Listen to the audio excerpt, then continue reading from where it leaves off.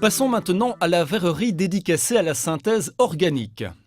Le ballon est une verrerie à fond rond employée pour la synthèse organique. Il permet de réaliser une réaction chimique entre différentes substances chimiques.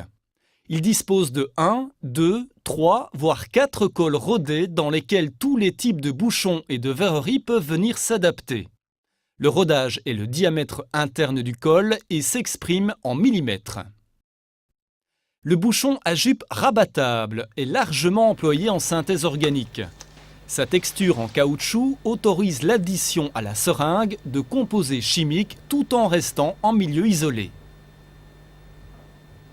Le valet en liège ou en matière plastique est un anneau destiné à poser et à stabiliser un ballon à fond rond. La filtration sous dépression d'un milieu réactionnel se fait à l'aide du dispositif suivant. À l'aide d'un caoutchouc conique de filtration, un entonnoir filtrant est adapté à une fiole à vide munie d'une tubulure afin d'être relié au vide. Le filtrat est recueilli dans la fiole à vide, tandis que toute trace solide du milieu réactionnel est isolée sur l'entonnoir filtrant.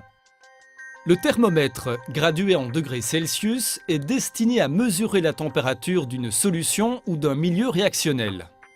Le thermomètre à mercure couvre une gamme de températures allant de -10 à +400 degrés Celsius.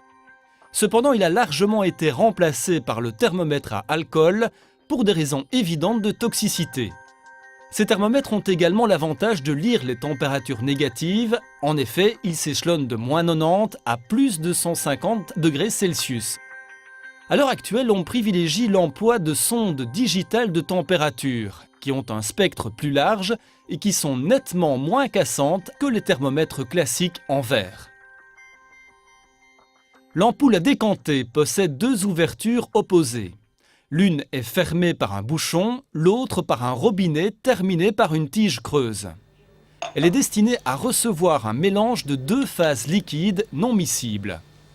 Immédiatement après agitation de l'ampoule contenant les deux phases, l'ampoule est placée avec le robinet vers le haut et ce dernier est ouvert prudemment pour éliminer la surpression éventuelle. Le robinet est alors refermé, l'ampoule redressée et le bouchon ôté. Après quelques instants, les deux phases non miscibles se séparent. La phase la plus dense pourra alors être éliminée en premier lieu en ouvrant le robinet. La phase supérieure pourra être éliminée ou extraite à nouveau.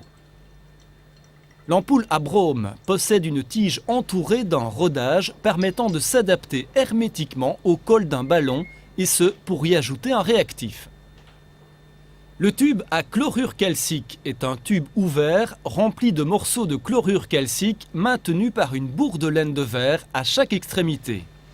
Il est par exemple placé à l'extrémité d'un ballon réactionnel ou d'un réfrigérant. Le chlorure calcique piège la vapeur d'eau de l'atmosphère ou du récipient dans le cas de réaction anhydre.